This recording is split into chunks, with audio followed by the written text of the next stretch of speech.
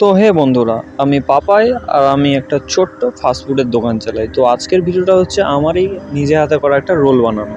তো চলো তোমাদের সাথে শেয়ার করি যে আমি রোলটা বানাতে কি কি দিই আর কিভাবে বানাই। আর দোকানটা হচ্ছে আমার তাতলার, মানে চাকদার তাতলাতে। তো তোমরা যদি কখনো আসতে চাও একদমই রোডের পাশে তাতলায় আসলেই দেখতে পারবে।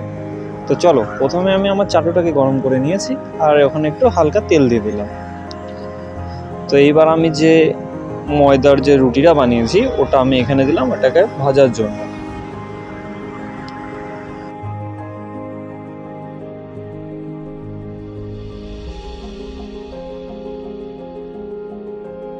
তো যখন একটু ভাজা ভাজা হয়ে এসছে তো আমি ওটাকে একটু উল্টে পাল্টে নিলাম। তো দেখো, আমার হয়তো একটু ভুলভ্রান্তি হতে পারে, নতুন ভিডিও বানাচ্ছি তো তো তোমরা কিছু মাইন্ড করবে না, একটুখানি ভালো করে দেখে যাবে ভিডিওটা। আর ভালো লাগলে অবশ্যই একটু লাইক করো, আর পারলে আমার দোকানে একটু ভিজিট করে যেও আর খেয়ে দেখো আমার রোলটা ঠিক কেমন হয়। ঠিক আছে, তো চলো সামনে দেখো আমি রোলটা কিভাবে বানাই। আমার রোলটা অনেকটাই ভাজা হয়ে গেছে। তো এখন আমি এখানে দেবো ডিম। আর সেটা তোমরা যেরকম ডিম খেতে ভালোবাসো সেরকমভাবে এটা দাম হবে। তো 40 টাকার মধ্যে আমার এই রোলটা আমি রাখছি, ঠিক আছে। আর তোমরা যদি কেউ ডবল ডিম মানে খেতে চাও রোলটাতে, তো সেটার জন্য চার্জটা একটু বেশি হবে, তো এমন কিছু বেশি না। তো তুমি দেখো আমি প্রসেসটা কীভাবে বানাই।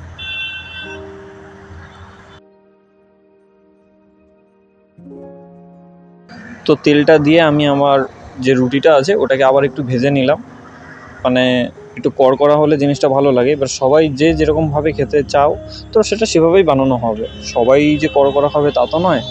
তো ঠিক আছে, তো আমি আমার মতো করে বানাচ্ছি। তোমাদের যদি কারো মানে তোমাদের মতো কোনো স্টাইলে খেতে হচ্ছে হয় তো আমাকে বলবে, আমি ঠিক সেভাবেই বানিয়ে দেবো। তো নেক্সট এবার আমি ওটাতে দেবো হচ্ছে ডিম। তো আর ডিমটা এই যে আমি দিয়ে দিলাম।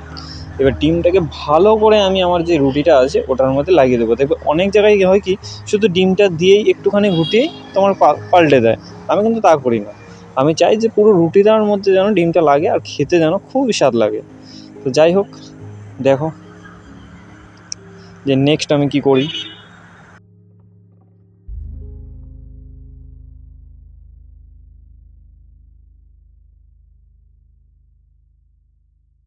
তো কিছুক্ষণ ধরে রোলটাকে নিচটা একদম ভালোভাবে কড়া করে হালকা ভেজে নিলাম, এবার উল্টে দিলাম।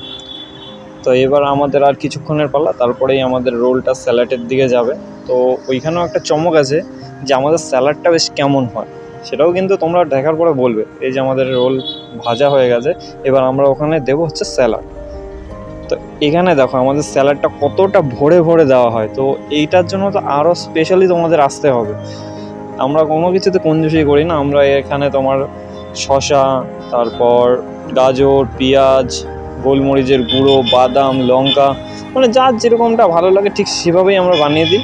আর রোলটাও আমরা একটু বড় বানাই, ঠিক আছে, আসলে তোমরা হয়তো দেখতে পারবে। যাই হোক, আর সস একদম ভরে ভরে, মানে কেউ বলতে পারবে না যে আমাদের সস একদমই কম হয়েছে। তো যাই হোক, আমাদের রোল প্রায় তৈরি হয়েই গেছে। লাস্টে একটু বিট নুন দিয়ে দিলাম আর একটু লেবু দিয়ে দেবো জাস্ট। এবার তোমরা দেখতে থাকো, এই যে লেবু দেবো এখনই, মানে এটা গোলমরিচ দিলাম আর কি, একটু ভুল হয়ে গেল।